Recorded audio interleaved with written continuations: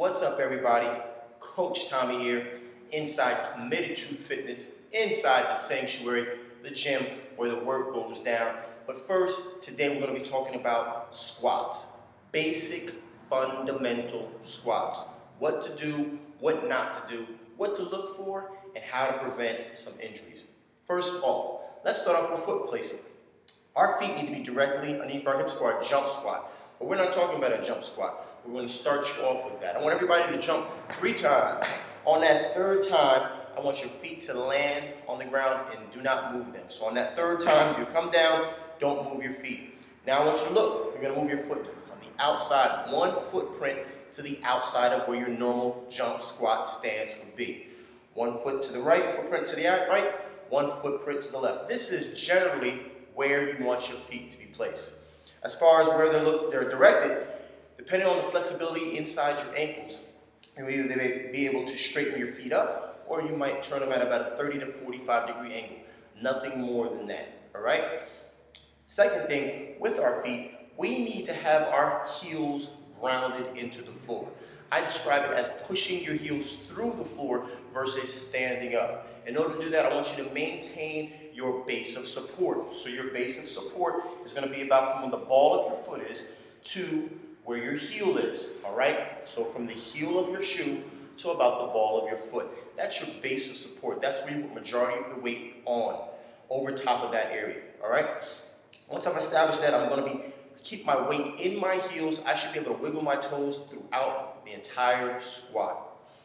I'm going to tighten up my core, my stomach, my erectors, and my lower back, which are right here. And glutes, obviously, quads, and our hamstrings. We'll tighten all that up. We're increasing that intra-abdominal pressure, squeezing our stomach. That's nature's own weight belt. From there, I'm going to push my hip back. Push my hips back from the side view. I'm going to slightly push my hips back.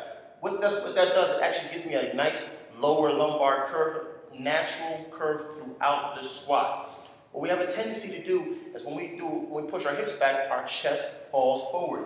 I want you guys to fight that and keep that chest up, keeping that lower lumbar curve. From here, we are going to keep our knees wide. We're spreading. I want you to think about this feeling.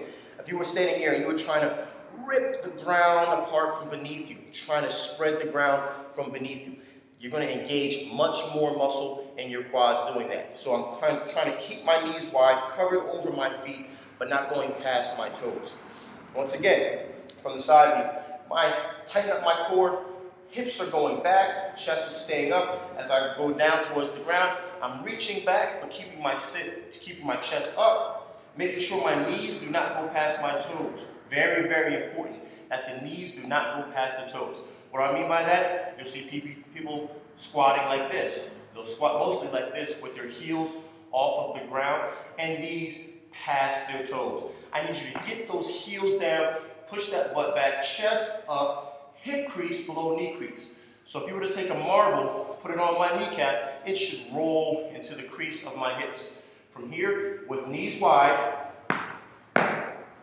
I'm standing up, ripping the ground apart from beneath me, tight core, all the way to a standing motion. Squeeze your butt at the top. What that does, it opens the hips at the top, giving you that full, complete squat. Why do we want to do this? Number one, pushing the knees past the toes puts a lot of pressure here on my patella or my kneecap. I want to avoid that. After a while of doing squats like that, what's going to happen is you're going to start to feel a lot of tenderness and soreness in your knees, all right?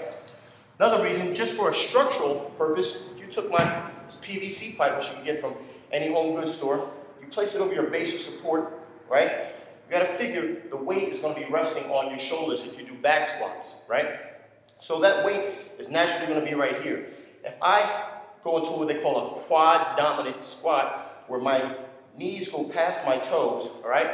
This should stay still. My weight now is going forward onto my toes, away from my base of support, giving me a mechanical disadvantage. I'll typically fall forward, okay? Also causing a lot more strenuous pain on your back.